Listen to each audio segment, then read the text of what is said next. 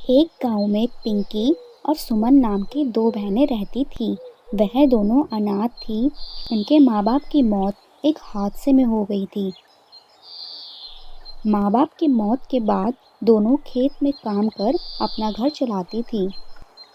एक दिन सुमन और पिंकी खेत में काम करने के लिए जा रही थी कि तभी रास्ते में पार्क में बच्चों को खेलता हुआ देख पिंकी रुक गई और उसकी आंखें भर आई और वो सुमन से बोली, दीदी, क्या हम कभी स्कूल नहीं जा पाएंगे और हमारे पास कभी अच्छे खिलौने और अच्छा घर नहीं होगा क्या? अरे पिंकी, तू क्यों उदास होती है इतना? मैं हूं ना तेरी बड़ी बहन, मैं तेरे लिए सब कुछ करूंगी, तू चिंता मत कर। चल अब। इतना कहकर दोनों बहनें काम करने के लिए चली जाती हैं। काम से लौटकर घर जाने पर सुमन पिंकी की बातों को सोचकर उदास हो जाती है और अपने माँ बाप की तस्वीर के सामने रोते हुए कहती है, माँ, बाबा, आप हमें अकेले छोड़ के क्यों चले गए? आपके देहांत के बाद हम बहुत अकेले हो गए हैं। हमारी पढ़ाई भी छूट गई। माँ, अब मैं कैसे पिंकी के सपनों को पूरा कर पाऊंगी? सोचते सोचते सुमन सो जाती है। तभी अचानक रात को सुमन को आवाज सुनाई देती है, सुमन, बेटा सुमन।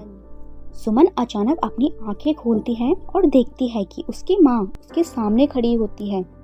माँ, आप? हाँ बेटा सुमन, मैं। तुम इतना क्यों परेशान होती हो? तुम्हारे साथ हमेशा तुम्हारे माँ बाबा हैं। बेटा, चिंता मत करो, अब पिंकी और तुम्हारे दोनों के सपने पूरे होंगे। ये लो सोने का हार। हार?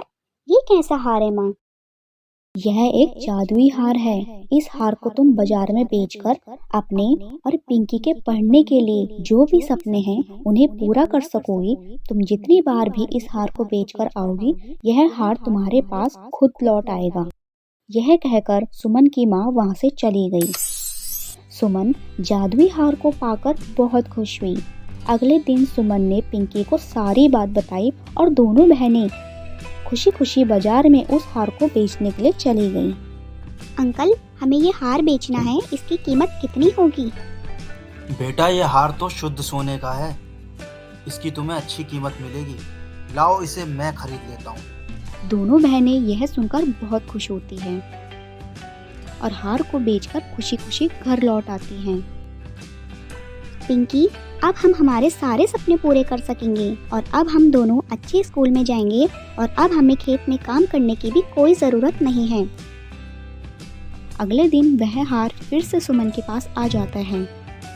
अब धीरे धीरे दोनों बहनें खुशी से स्कूल जाती और खूब मन लगाकर पढ़ाई करती और पिंकी के पास भी खिलौनों की कोई कमी नहीं थी। अब सब कुछ अच्छा हो गया था। यह सब देखकर पड़ोस में रहने वाला मोहन पिंकी और सुमन से बहुत चिढ़ने लगा था। इन दोनों के पास इतना पैसा कहाँ से आया? अब तो ये दोनों काम पर भी नहीं जाती। लगता है जरूर कुछ ना कुछ गड़बड़ है। मुझे इनके राज का पता लगाना पड़ेगा। एक दिन मोहन खिड़की से सुमन और पिंकी की सारी बातें सुन लेता है और मोहन को जादुई हार के बारे में पता लग जाता है। अच्छा, तो ये बात है। सुमन और पिंकी के पास जादुई हार है। इसका मतलब इसी हार से इनके पास पैसा आया है। यह सब देखकर मोहन का शातिर दिमाग चलने लगता है और मोहन के मन में उस हार को चुराने का ख्याल आ जाता है। क्यों ना मैं इस हार को चुरा लूं? इसे बार बार बेचकर मैं भी बहुत अमीर बन जाऊंगा। अगले दिन मोहन रात को चुपके से पिंकी और सुमन के घर में घुस जाता है और उस हार को चुरा लेता है। सुबह होते ही जब सुमन उस हार को ढूंढती है तो वह हार उसे पूरे घर में नहीं मिलता और सुमन हार के ना मिलने पर बहुत परेशान हो जाती है और वह रोने लगती है। पता नहीं वो हार कहाँ चला गया, कहीं मिल ही नहीं रहा। अब मैं माँ को क्या जवाब दूंगी? दीदी, कहीं वो हार किसी ने चुरा तो नहीं लिया? सुमन सारी रात परेशान रहती है और बहुत उदास हो जाती है। तभी अचानक सुमन की माँ वहाँ आ जाती है और कहती है, बेटा सुमन, परेशान मत हो। वह हार जहाँ भी गया वह तुम्हारे पास फिर लौट आएगा। तुम उदास मत हो और तुम्हारे सिवा कोई भी उस हार को बेचने जाएगा तो वह हार लोहे का बन जाएगा और कोई भी उसे बेच नहीं पाएगा। अगले दिन मोहन उस हार को लेकर बाजार में बेचने के लिए जाता है।